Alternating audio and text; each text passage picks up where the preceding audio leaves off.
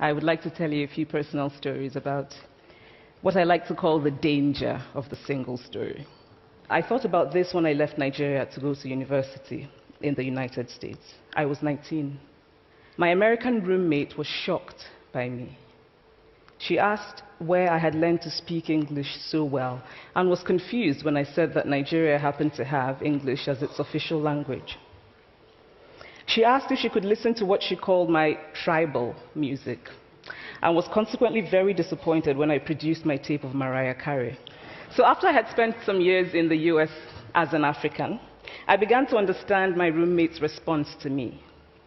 If I had not grown up in Nigeria, and if all I knew about Africa were from popular images, I too would think that Africa was a place of beautiful landscapes, beautiful animals, and incomprehensible people fighting senseless wars, dying of poverty and AIDS, unable to speak for themselves, and waiting to be saved by a kind white foreigner.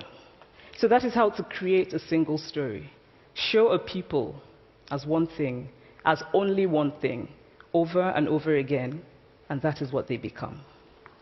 I recently spoke at a university where a student told me that it was such a shame that Nigerian men were physical abusers like the father character in my novel.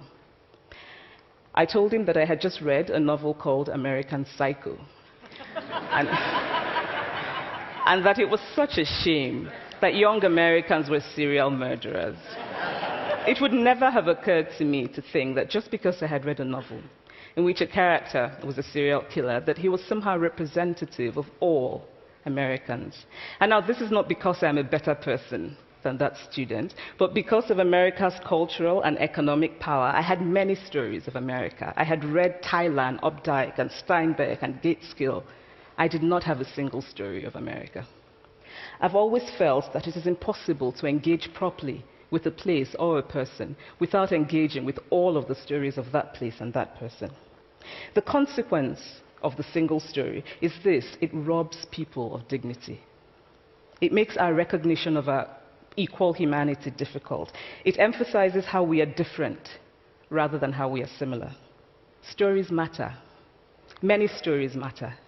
Stories have been used to dispossess and to malign. But stories can also be used to empower and to humanize.